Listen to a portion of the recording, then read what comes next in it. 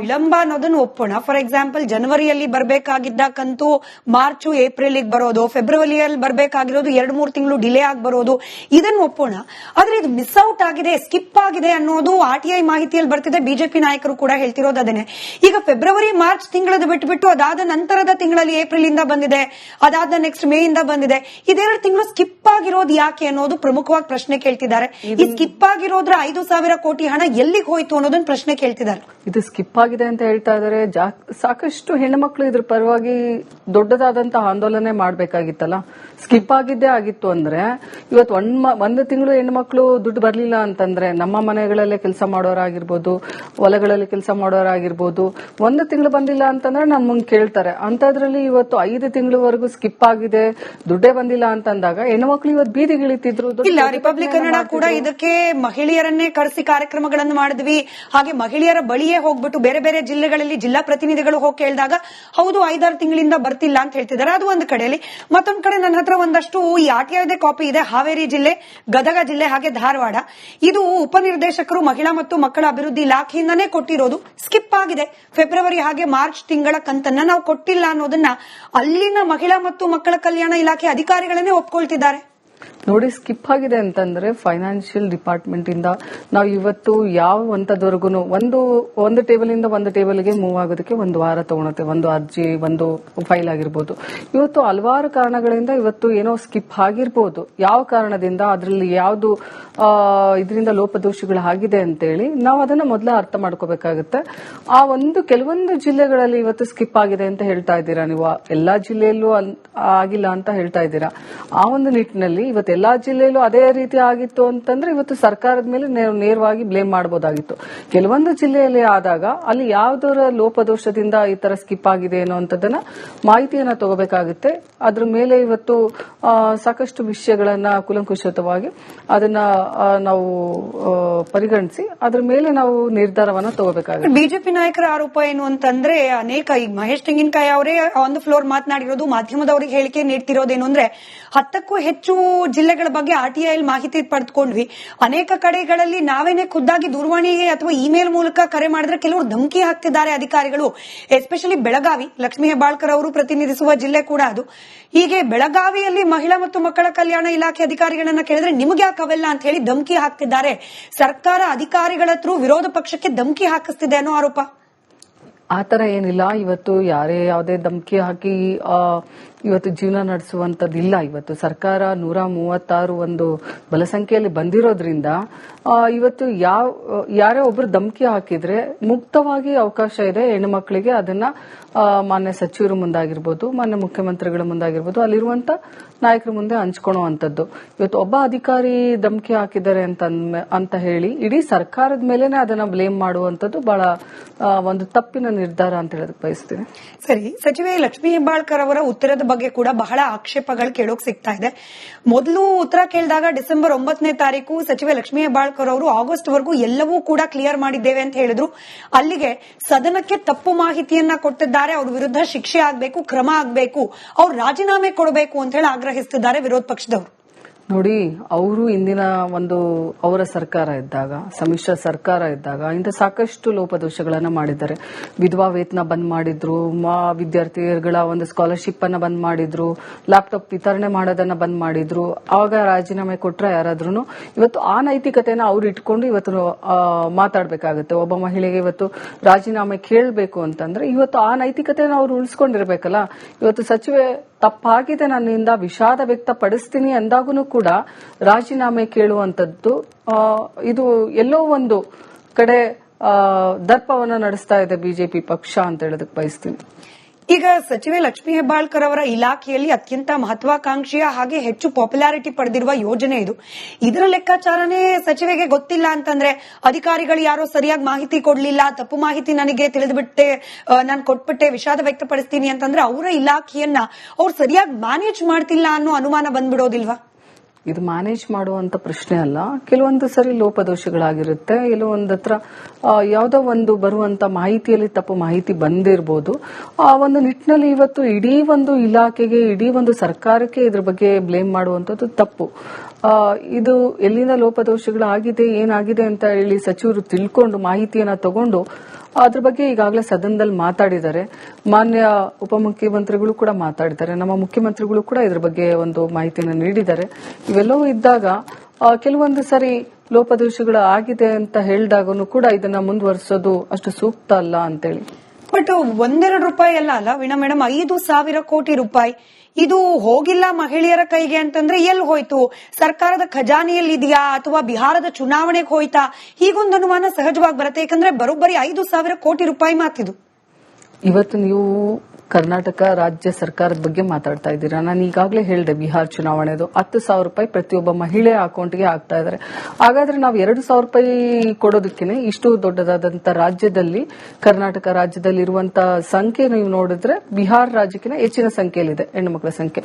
ಇಂಥದ್ರಲ್ಲಿ ನಾವು 2,000 ರೂಪಾಯಿ ಕೊಡೋದಕ್ಕೆ ಸರ್ಕಾರದಲ್ಲಿ ಸಾಕಷ್ಟು ಇದನ್ನ ಮಾಡಿಕೊಂಡು ನಾವು ಈ ಒಂದು ಬಜೆಟ್ ಅಲ್ಲಿ ಇದನ್ನ ಮಾಡಬೇಕಾಗುತ್ತೆ. ಬಟ್ ಬಿಹಾರಲ್ಲಿ 10,000 ರೂಪಾಯಿ ಒಬ್ಬ ಮಹಿಳೆಗೆ ಆಗ್ತಾ ಇದ್ದಾರೆ ಅಂತಂದ್ರೆ ಎಲ್ಲಿಂದ ಬಂತು ಆ ದುಡ್ಡು? ಹಂಗಂದ್ರೆ ನಾನು ಅವರಿಗೆ ಪ್ರಶ್ನೆ ಕೇಳೋದಕ್ಕೆ ಬಯಸ್ತೀನಿ, ಈ ದುಡ್ಡು ಎಲ್ಲಿಂದ ಬಂತು 10,000 ರೂಪಾಯಿ? ಹಾಗಾದ್ರೆ ನಾನು ಈಗಾಗಲೇ ಹೇಳಿದೆ, ಅವರಿಗೆ ನಾವು ಪ್ರಶ್ನೆ ಕೇಳಬೇಕಾಗುತ್ತೆ, ಎಲ್ಲಿಂದನೋ ನೀವು ಕೂಡ ಇದನ್ನ ಮಾಡಿದೀರಾ? ಹಾಗಾದ್ರೆ ಲೋಪದೋಷಗಳು ನಿಮ್ಮಲ್ಲೂ ಕೂಡ ಆಗಿದೆನಾ? ನಾನು ಹೇಳಿದೆ, ನಮ್ಮ ಕರ್ನಾಟಕ ರಾಜ್ಯಕ್ಕೆ ಪ್ರಶ್ನೆ ಕೇಳ್ತಾ ಇದ್ದಾರೆ, ಅಲ್ಲಿ ಪ್ರಶ್ನೆ ಕೇಳೋರು ಯಾರು ಇಲ್ಲ. ಆ ನಿಟ್ಟಿನಲ್ಲಿ ಇದು ಸರಾಗವಾಗಿ ಸಾಗ್ತಾ ಇದೆ ಅಷ್ಟೇನೆ. ವಿಳಂಬ ಅನ್ನೋದನ್ನು ಒಪ್ಪೋಣ. ಫಾರ್ ಎಕ್ಸಾಂಪಲ್, ಜನವರಿಯಲ್ಲಿ ಬರಬೇಕಾಗಿದ್ದ ಕಂತು ಮಾರ್ಚ್ ಏಪ್ರಿಲ್ ಬರೋದು, ಫೆಬ್ರವರಿಯಲ್ಲಿ ಬರಬೇಕಾಗಿರೋದು 2-3 ತಿಂಗಳು ಡಿಲೇ ಆಗಿ ಬರೋದು, ಇದನ್ನು ಒಪ್ಪೋಣ. ಆದ್ರೆ ಇದು ಮಿಸ್ ಔಟ್ ಆಗಿದೆ, ಸ್ಕಿಪ್ ಆಗಿದೆ ಅನ್ನೋದು ಆರ್ಟಿಐ ಮಾಹಿತಿಯಲ್ಲಿ ಬರ್ತಿದೆ. ಬಿಜೆಪಿ ನಾಯಕರು ಕೂಡ ಹೇಳ್ತಿರೋದು ಅದನ್ನೇ. ಈಗ ಫೆಬ್ರವರಿ ಮಾರ್ಚ್ ತಿಂಗಳದ ಬಿಟ್ಟು ಅದಾದ ನಂತರದ ತಿಂಗಳಲ್ಲಿ ಏಪ್ರಿಲ್ ಇಂದ ಬಂದಿದೆ, ಅದಾದ ನೆಕ್ಸ್ಟ್ ಮೇ ಇಂದ ಬಂದಿದೆ. ಇದೆರಡು ತಿಂಗಳು ಸ್ಕಿಪ್ ಆಗಿರೋದು ಯಾಕೆ ಅನ್ನೋದು ಪ್ರಮುಖವಾಗಿ ಪ್ರಶ್ನೆ ಕೇಳ್ತಿದ್ದಾರೆ. ಈ ಸ್ಕಿಪ್ ಆಗಿರೋದ್ರ 5,000 ಕೋಟಿ ಹಣ ಎಲ್ಲಿಗೆ ಹೋಯ್ತು ಅನ್ನೋದನ್ನ ಪ್ರಶ್ನೆ ಕೇಳ್ತಿದ್ದಾರೆ. ಇದು ಸ್ಕಿಪ್ ಆಗಿದೆ ಅಂತ ಹೇಳ್ತಾ ಇದಾರೆ. ಸಾಕಷ್ಟು ಹೆಣ್ಮಕ್ಳು ಇದ್ರ ಪರವಾಗಿ ದೊಡ್ಡದಾದಂತಹ ಆಂದೋಲನೆ ಮಾಡಬೇಕಾಗಿತ್ತಲ್ಲ. ಸ್ಕಿಪ್ ಆಗಿದ್ದೇ ಆಗಿತ್ತು ಅಂದ್ರೆ ಇವತ್ತು ಒಂದು ತಿಂಗಳು ಹೆಣ್ಮಕ್ಳು ದುಡ್ಡು ಬರ್ಲಿಲ್ಲ ಅಂತಂದ್ರೆ, ನಮ್ಮ ಮನೆಗಳಲ್ಲೇ ಕೆಲಸ ಮಾಡೋರಾಗಿರ್ಬೋದು, ಹೊಲಗಳಲ್ಲಿ ಕೆಲಸ ಮಾಡೋರಾಗಿರ್ಬೋದು, 1 ತಿಂಗಳು ಬಂದಿಲ್ಲ ಅಂತಂದ್ರೆ ನಮ್ ಮುಂದೆ ಕೇಳ್ತಾರೆ. ಅಂತದ್ರಲ್ಲಿ ಇವತ್ತು 5 ತಿಂಗಳವರೆಗೂ ಸ್ಕಿಪ್ ಆಗಿದೆ, ದುಡ್ಡೇ ಬಂದಿಲ್ಲ ಅಂತಂದಾಗ ಹೆಣ್ಮಕ್ಳು ಇವತ್ತು ಬೀದಿಗಿಳಿತಿದ್ರು. ಇಲ್ಲ, ರಿಪಬ್ಲಿಕ್ ಕನ್ನಡ ಕೂಡ ಇದಕ್ಕೆ ಮಹಿಳೆಯರನ್ನೇ ಕರೆಸಿ ಕಾರ್ಯಕ್ರಮಗಳನ್ನು ಮಾಡಿದ್ವಿ. ಹಾಗೆ ಮಹಿಳೆಯರ ಬಳಿಯೇ ಹೋಗ್ಬಿಟ್ಟು ಬೇರೆ ಬೇರೆ ಜಿಲ್ಲೆಗಳಲ್ಲಿ ಜಿಲ್ಲಾ ಪ್ರತಿನಿಧಿಗಳು ಹೋಗಿ ಕೇಳಿದಾಗ ಹೌದು 5-6 ತಿಂಗಳಿಂದ ಬರ್ತಿಲ್ಲ ಅಂತ ಹೇಳ್ತಿದ್ದಾರೆ. ಅದು ಒಂದು ಕಡೆಯಲ್ಲಿ. ಮತ್ತೊಂದು ಕಡೆ ನನ್ನ ಹತ್ರ ಒಂದಷ್ಟು ಈ ಆರ್ಟಿಐದೇ ಕಾಪಿ ಇದೆ. ಹಾವೇರಿ ಜಿಲ್ಲೆ, ಗದಗ ಜಿಲ್ಲೆ, ಹಾಗೆ ಧಾರವಾಡ. ಇದು ಉಪನಿರ್ದೇಶಕರು ಮಹಿಳಾ ಮತ್ತು ಮಕ್ಕಳ ಅಭಿವೃದ್ಧಿ ಇಲಾಖೆಯಿಂದಾನೇ ಕೊಟ್ಟಿರೋದು. ಸ್ಕಿಪ್ ಆಗಿದೆ. ಫೆಬ್ರವರಿ ಹಾಗೆ ಮಾರ್ಚ್ ತಿಂಗಳ ಕಂತನ್ನ ನಾವು ಕೊಟ್ಟಿಲ್ಲ ಅನ್ನೋದನ್ನ ಅಲ್ಲಿನ ಮಹಿಳಾ ಮತ್ತು ಮಕ್ಕಳ ಕಲ್ಯಾಣ ಇಲಾಖೆ ಅಧಿಕಾರಿಗಳನ್ನೇ ಒಪ್ಕೊಳ್ತಿದ್ದಾರೆ. ನೋಡಿ, ಸ್ಕಿಪ್ ಆಗಿದೆ ಅಂತಂದ್ರೆ ಫೈನಾನ್ಷಿಯಲ್ ಡಿಪಾರ್ಟ್ಮೆಂಟ್ ಇಂದ ನಾವು ಇವತ್ತು ಯಾವ ಹಂತದವರೆಗೂ ಒಂದು ಟೇಬಲ್ ಇಂದ ಒಂದು ಟೇಬಲ್ಗೆ ಮೂವ್ ಆಗೋದಕ್ಕೆ 1 ವಾರ ತಗೊಳುತ್ತೆ. ಒಂದು ಅರ್ಜಿ, ಒಂದು ಫೈಲ್ ಆಗಿರ್ಬೋದು. ಇವತ್ತು ಹಲವಾರು ಕಾರಣಗಳಿಂದ ಇವತ್ತು ಏನೋ ಸ್ಕಿಪ್ ಆಗಿರ್ಬೋದು. ಯಾವ ಕಾರಣದಿಂದ, ಅದರಲ್ಲಿ ಯಾವ್ದು ಇದರಿಂದ ಲೋಪದೋಷಗಳು ಆಗಿದೆ ಅಂತೇಳಿ ನಾವು ಅದನ್ನ ಮೊದಲ ಅರ್ಥ ಮಾಡ್ಕೋಬೇಕಾಗುತ್ತೆ. ಆ ಕೆಲವೊಂದು ಜಿಲ್ಲೆಗಳಲ್ಲಿ ಇವತ್ತು ಸ್ಕಿಪ್ ಆಗಿದೆ ಅಂತ ಹೇಳ್ತಾ ಇದ್ದೀರಾ ನೀವು. ಎಲ್ಲಾ ಜಿಲ್ಲೆಯಲ್ಲೂ ಆಗಿಲ್ಲ ಅಂತ ಹೇಳ್ತಾ ಇದ್ದೀರಾ. ಆ ಒಂದು ನಿಟ್ಟಿನಲ್ಲಿ ಇವತ್ತು ಎಲ್ಲಾ ಜಿಲ್ಲೆಯಲ್ಲೂ ಅದೇ ರೀತಿ ಆಗಿತ್ತು ಅಂತಂದ್ರೆ ಇವತ್ತು ಸರ್ಕಾರದ ಮೇಲೆ ನೇರವಾಗಿ ಬ್ಲೇಮ್ ಮಾಡಬಹುದಾಗಿತ್ತು. ಕೆಲವೊಂದು ಜಿಲ್ಲೆಯಲ್ಲಿ ಆದಾಗ ಅಲ್ಲಿ ಯಾವ್ದರ ಲೋಪದೋಷದಿಂದ ಈ ತರ ಸ್ಕಿಪ್ ಆಗಿದೆ ಅನ್ನೋಂಥದ್ದನ್ನ ಮಾಹಿತಿಯನ್ನ ತಗೋಬೇಕಾಗುತ್ತೆ. ಅದ್ರ ಮೇಲೆ ಇವತ್ತು ಸಾಕಷ್ಟು ವಿಷಯಗಳನ್ನ ಕೂಲಂಕುಷವಾಗಿ ಅದನ್ನ ನಾವು ಪರಿಗಣಿಸಿ ಅದ್ರ ಮೇಲೆ ನಾವು ನಿರ್ಧಾರವನ್ನ ತಗೋಬೇಕಾಗುತ್ತೆ. ಬಿಜೆಪಿ ನಾಯಕರ ಆರೋಪ ಏನು ಅಂತಂದ್ರೆ, ಅನೇಕ ಈಗ ಮಹೇಶ್ ತೆಂಗಿನಕಾಯಿ ಅವರೇ ಆನ್ ದ ಫ್ಲೋರ್ ಮಾತನಾಡಿರೋದು, ಮಾಧ್ಯಮದವರಿಗೆ ಹೇಳಿಕೆ ನೀಡ್ತಿರೋದೇನು ಅಂದ್ರೆ 10ಕ್ಕೂ ಹೆಚ್ಚು ಜಿಲ್ಲೆಗಳ ಬಗ್ಗೆ ಆರ್ಟಿಐ ಮಾಹಿತಿ ಪಡೆದುಕೊಂಡ್ವಿ. ಅನೇಕ ಕಡೆಗಳಲ್ಲಿ ನಾವೇನೆ ಖುದ್ದಾಗಿ ದೂರವಾಣಿಗೆ ಅಥವಾ ಇಮೇಲ್ ಮೂಲಕ ಕರೆ ಮಾಡಿದ್ರೆ ಕೆಲವರು ಧಮಕಿ ಹಾಕ್ತಿದ್ದಾರೆ ಅಧಿಕಾರಿಗಳು. ಎಸ್ಪೆಷಲಿ ಬೆಳಗಾವಿ, ಲಕ್ಷ್ಮೀ ಹೆಬ್ಬಾಳ್ಕರ್ ಅವರು ಪ್ರತಿನಿಧಿಸುವ ಜಿಲ್ಲೆ ಕೂಡ ಅದು. ಹೀಗೆ ಬೆಳಗಾವಿಯಲ್ಲಿ ಮಹಿಳಾ ಮತ್ತು ಮಕ್ಕಳ ಕಲ್ಯಾಣ ಇಲಾಖೆ ಅಧಿಕಾರಿಗಳನ್ನ ಕೇಳಿದ್ರೆ ನಿಮಗೆ ಯಾಕೆ ಅವೆಲ್ಲ ಅಂತ ಹೇಳಿ ಧಮಕಿ ಹಾಕ್ತಿದ್ದಾರೆ. ಸರ್ಕಾರ ಅಧಿಕಾರಿಗಳ ಹತ್ರ ವಿರೋಧ ಪಕ್ಷಕ್ಕೆ ಧಮಕಿ ಹಾಕಿಸ್ತಿದೆ ಅನ್ನೋ ಆರೋಪ. ಆತರ ಏನಿಲ್ಲ. ಇವತ್ತು ಯಾರೇ ಯಾವುದೇ ಧಮಕಿ ಹಾಕಿ ಇವತ್ತು ಜೀವನ ನಡೆಸುವಂತದ್ದಿಲ್ಲ. ಇವತ್ತು ಸರ್ಕಾರ 136 ಒಂದು ಬಲಸಂಖ್ಯೆಯಲ್ಲಿ ಬಂದಿರೋದ್ರಿಂದ ಇವತ್ತು ಯಾರೇ ಒಬ್ರು ಧಮಕಿ ಹಾಕಿದ್ರೆ ಮುಕ್ತವಾಗಿ ಅವಕಾಶ ಇದೆ ಹೆಣ್ಣು ಮಕ್ಕಳಿಗೆ. ಅದನ್ನ ಮಾನ್ಯ ಸಚಿವರ ಮುಂದಾಗಿರ್ಬೋದು, ಮಾನ್ಯ ಮುಖ್ಯಮಂತ್ರಿಗಳ ಮುಂದಾಗಿರ್ಬೋದು, ಅಲ್ಲಿರುವಂತ ನಾಯಕರ ಮುಂದೆ ಹಂಚ್ಕೊಳ್ಳುವಂತದ್ದು. ಇವತ್ತು ಒಬ್ಬ ಅಧಿಕಾರಿ ಧಮಕಿ ಹಾಕಿದ್ದಾರೆ ಅಂತ ಹೇಳಿ ಇಡೀ ಸರ್ಕಾರದ ಮೇಲೆನೆ ಅದನ್ನ ಬ್ಲೇಮ್ ಮಾಡುವಂತದ್ದು ಬಹಳ ಒಂದು ತಪ್ಪಿನ ನಿರ್ಧಾರ ಅಂತ ಹೇಳೋದಕ್ಕೆ ಬಯಸ್ತೀನಿ. ಸರಿ, ಸಚಿವೆ ಲಕ್ಷ್ಮೀ ಹೆಬ್ಬಾಳ್ಕರ್ ಅವರ ಉತ್ತರದ ಬಗ್ಗೆ ಕೂಡ ಬಹಳ ಆಕ್ಷೇಪಗಳು ಕೇಳೋಕ್ ಸಿಗ್ತಾ ಇದೆ. ಮೊದಲು ಉತ್ತರ ಕೇಳಿದಾಗ ಡಿಸೆಂಬರ್ 9ನೇ ತಾರೀಕು ಸಚಿವೆ ಲಕ್ಷ್ಮೀ ಹೆಬ್ಬಾಳ್ಕರ್ ಅವರು ಆಗಸ್ಟ್ ವರೆಗೂ ಎಲ್ಲವೂ ಕೂಡ ಕ್ಲಿಯರ್ ಮಾಡಿದ್ದೇವೆ ಅಂತ ಹೇಳಿದ್ರು. ಅಲ್ಲಿಗೆ ಸದನಕ್ಕೆ ತಪ್ಪು ಮಾಹಿತಿಯನ್ನ ಕೊಟ್ಟಿದ್ದಾರೆ, ಅವ್ರ ವಿರುದ್ಧ ಶಿಕ್ಷೆ ಆಗ್ಬೇಕು, ಕ್ರಮ ಆಗ್ಬೇಕು, ಅವ್ರು ರಾಜೀನಾಮೆ ಕೊಡಬೇಕು ಅಂತ ಹೇಳಿ ಆಗ್ರಹಿಸುತ್ತಿದ್ದಾರೆ ವಿರೋಧ ಪಕ್ಷದವರು. ನೋಡಿ, ಅವರು ಇಂದಿನ ಒಂದು ಅವರ ಸರ್ಕಾರ ಇದ್ದಾಗ, ಸಮ್ಮಿಶ್ರ ಸರ್ಕಾರ ಇದ್ದಾಗ ಇಂಥ ಸಾಕಷ್ಟು ಲೋಪದೋಷಗಳನ್ನ ಮಾಡಿದ್ದಾರೆ. ವಿಧವಾ ವೇತನ ಬಂದ್ ಮಾಡಿದ್ರು, ವಿದ್ಯಾರ್ಥಿಗಳ ಒಂದು ಸ್ಕಾಲರ್ಶಿಪ್ ಅನ್ನ ಬಂದ್ ಮಾಡಿದ್ರು, ಲ್ಯಾಪ್ಟಾಪ್ ವಿತರಣೆ ಮಾಡೋದನ್ನ ಬಂದ್ ಮಾಡಿದ್ರು. ಅವಾಗ ರಾಜೀನಾಮೆ ಕೊಟ್ರೆ ಯಾರಾದ್ರೂ ಇವತ್ತು ಆ ನೈತಿಕತೆನ ಅವ್ರು ಇಟ್ಕೊಂಡು ಇವತ್ತು ಮಾತಾಡ್ಬೇಕಾಗುತ್ತೆ. ಒಬ್ಬ ಮಹಿಳೆಗೆ ಇವತ್ತು ರಾಜೀನಾಮೆ ಕೇಳಬೇಕು ಅಂತಂದ್ರೆ ಇವತ್ತು ಆ ನೈತಿಕತೆನ ಅವ್ರು ಉಳಿಸ್ಕೊಂಡಿರ್ಬೇಕಲ್ಲ. ಇವತ್ತು ಸಚಿವೆ ತಪ್ಪಾಗಿದೆ, ನನ್ನಿಂದ ವಿಷಾದ ವ್ಯಕ್ತಪಡಿಸ್ತೀನಿ ಅಂದಾಗೂ ಕೂಡ ರಾಜೀನಾಮೆ ಕೇಳುವಂತದ್ದು ಇದು ಎಲ್ಲೋ ಒಂದು ಕಡೆ ದರ್ಪವನ್ನು ನಡೆಸ್ತಾ ಇದೆ ಬಿಜೆಪಿ ಪಕ್ಷ ಅಂತ ಹೇಳೋದಕ್ಕೆ ಬಯಸ್ತೀನಿ. ಈಗ ಸಚಿವೆ ಲಕ್ಷ್ಮೀ ಹೆಬ್ಬಾಳ್ಕರ್ ಅವರ ಇಲಾಖೆಯಲ್ಲಿ ಅತ್ಯಂತ ಮಹತ್ವಾಕಾಂಕ್ಷೆಯ ಹಾಗೆ ಹೆಚ್ಚು ಪಾಪ್ಯುಲಾರಿಟಿ ಪಡೆದಿರುವ ಯೋಜನೆ ಇದು. ಇದರ ಲೆಕ್ಕಾಚಾರನೇ ಸಚಿವೆಗೆ ಗೊತ್ತಿಲ್ಲ ಅಂತಂದ್ರೆ, ಅಧಿಕಾರಿಗಳು ಯಾರೋ ಸರಿಯಾಗಿ ಮಾಹಿತಿ ಕೊಡ್ಲಿಲ್ಲ, ತಪ್ಪು ಮಾಹಿತಿ ನನಗೆ ತಿಳಿದ್ಬಿಟ್ಟೆ, ನಾನು ಕೊಟ್ಬಿಟ್ಟೆ, ವಿಷಾದ ವ್ಯಕ್ತಪಡಿಸ್ತೀನಿ ಅಂತಂದ್ರೆ ಅವರ ಇಲಾಖೆಯನ್ನ ಅವ್ರು ಸರಿಯಾಗಿ ಮ್ಯಾನೇಜ್ ಮಾಡ್ತಿಲ್ಲ ಅನ್ನೋ ಅನುಮಾನ ಬಂದ್ಬಿಡೋದಿಲ್ವಾ? ಇದು ಮ್ಯಾನೇಜ್ ಮಾಡುವಂತ ಪ್ರಶ್ನೆ ಅಲ್ಲ. ಕೆಲವೊಂದು ಸರಿ ಲೋಪದೋಷಗಳಾಗಿರುತ್ತೆ, ಕೆಲವೊಂದು ಹತ್ರ ಯಾವುದೋ ಒಂದು ಬರುವಂತ ಮಾಹಿತಿಯಲ್ಲಿ ತಪ್ಪು ಮಾಹಿತಿ ಬಂದಿರಬಹುದು. ಆ ಒಂದು ನಿಟ್ಟಿನಲ್ಲಿ ಇವತ್ತು ಇಡೀ ಒಂದು ಇಲಾಖೆಗೆ, ಇಡೀ ಒಂದು ಸರ್ಕಾರಕ್ಕೆ ಇದ್ರ ಬಗ್ಗೆ ಬ್ಲೇಮ್ ಮಾಡುವಂತದ್ದು ತಪ್ಪು. ಇದು ಎಲ್ಲಿಂದ ಲೋಪದೋಷಗಳಾಗಿದೆ, ಏನಾಗಿದೆ ಅಂತ ಹೇಳಿ ಸಚಿವರು ತಿಳ್ಕೊಂಡು ಮಾಹಿತಿಯನ್ನ ತಗೊಂಡು ಅದ್ರ ಬಗ್ಗೆ ಈಗಾಗಲೇ ಸದನದಲ್ಲಿ ಮಾತಾಡಿದ್ದಾರೆ. ಮಾನ್ಯ ಉಪಮುಖ್ಯಮಂತ್ರಿಗಳು ಕೂಡ ಮಾತಾಡಿದ್ದಾರೆ, ನಮ್ಮ ಮುಖ್ಯಮಂತ್ರಿಗಳು ಕೂಡ ಇದ್ರ ಬಗ್ಗೆ ಒಂದು ಮಾಹಿತಿಯನ್ನು ನೀಡಿದ್ದಾರೆ. ಇವೆಲ್ಲವೂ ಇದ್ದಾಗ ಕೆಲವೊಂದು ಸರಿ ಲೋಪದೋಷಗಳು ಆಗಿದೆ ಅಂತ ಹೇಳಿದಾಗೂ ಕೂಡ ಇದನ್ನ ಮುಂದುವರಿಸೋದು ಅಷ್ಟು ಸೂಕ್ತ ಅಲ್ಲ ಅಂತೇಳಿ.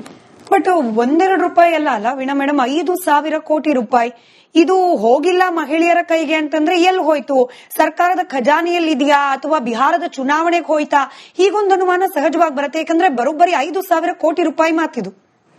ಇವತ್ತು ನೀವು ಕರ್ನಾಟಕ ರಾಜ್ಯ ಸರ್ಕಾರದ ಬಗ್ಗೆ ಮಾತಾಡ್ತಾ ಇದ್ದೀರಾ. ನಾನು ಈಗಾಗಲೇ ಹೇಳಿದೆ, ಬಿಹಾರ್ ಚುನಾವಣೆದು 10,000 ರೂಪಾಯಿ ಪ್ರತಿಯೊಬ್ಬ ಮಹಿಳೆಯ ಅಕೌಂಟ್ಗೆ ಹಾಕ್ತಾ ಇದ್ದಾರೆ. ಹಾಗಾದ್ರೆ ನಾವು 2,000 ರೂಪಾಯಿ ಕೊಡೋದಕ್ಕೆ ಇಷ್ಟು ದೊಡ್ಡದಾದಂತ ರಾಜ್ಯದಲ್ಲಿ, ಕರ್ನಾಟಕ ರಾಜ್ಯದಲ್ಲಿ ಇರುವಂತಹ ಸಂಖ್ಯೆ ನೀವು ನೋಡಿದ್ರೆ ಬಿಹಾರ್ ರಾಜ್ಯಕ್ಕಿಂತ ಹೆಚ್ಚಿನ ಸಂಖ್ಯೆಯಲ್ಲಿದೆ ಹೆಣ್ಣು ಮಕ್ಕಳ ಸಂಖ್ಯೆ. ಇಂಥದ್ರಲ್ಲಿ ನಾವು 2,000 ರೂಪಾಯಿ ಕೊಡೋದಕ್ಕೆ ಸರ್ಕಾರದಲ್ಲಿ ಸಾಕಷ್ಟು ಇದನ್ನ ಮಾಡಿಕೊಂಡು ನಾವು ಈ ಒಂದು ಬಜೆಟ್ ಅಲ್ಲಿ ಇದನ್ನ ಮಾಡಬೇಕಾಗುತ್ತೆ. ಬಟ್ ಬಿಹಾರಲ್ಲಿ 10,000 ರೂಪಾಯಿ ಒಬ್ಬ ಮಹಿಳೆಗೆ ಆಗ್ತಾ ಇದ್ದಾರೆ ಅಂತಂದ್ರೆ ಎಲ್ಲಿಂದ ಬಂತು ಆ ದುಡ್ಡು? ಹಂಗಂದ್ರೆ ನಾನು ಅವರಿಗೆ ಪ್ರಶ್ನೆ ಕೇಳೋದಕ್ಕೆ ಬಯಸ್ತೀನಿ, ಈ ದುಡ್ಡು ಎಲ್ಲಿಂದ ಬಂತು 10,000 ರೂಪಾಯಿ? ಹಾಗಾದ್ರೆ ನಾನು ಈಗಾಗಲೇ ಹೇಳಿದೆ, ಅವರಿಗೆ ನಾವು ಪ್ರಶ್ನೆ ಕೇಳಬೇಕಾಗುತ್ತೆ, ಎಲ್ಲಿಂದನೋ ನೀವು ಕೂಡ ಇದನ್ನ ಮಾಡಿದೀರಾ? ಹಾಗಾದ್ರೆ ಲೋಪದೋಷಗಳು ನಿಮ್ಮಲ್ಲೂ ಕೂಡ ಆಗಿದೆನಾ? ನಾನು ಹೇಳಿದೆ, ನಮ್ಮ ಕರ್ನಾಟಕ ರಾಜ್ಯಕ್ಕೆ ಪ್ರಶ್ನೆ ಕೇಳ್ತಾ ಇದ್ದಾರೆ, ಅಲ್ಲಿ ಪ್ರಶ್ನೆ ಕೇಳೋರು ಯಾರು ಇಲ್ಲ. ಆ ನಿಟ್ಟಿನಲ್ಲಿ ಇದು ಸರಾಗವಾಗಿ ಸಾಗ್ತಾ ಇದೆ ಅಷ್ಟೇನೆ.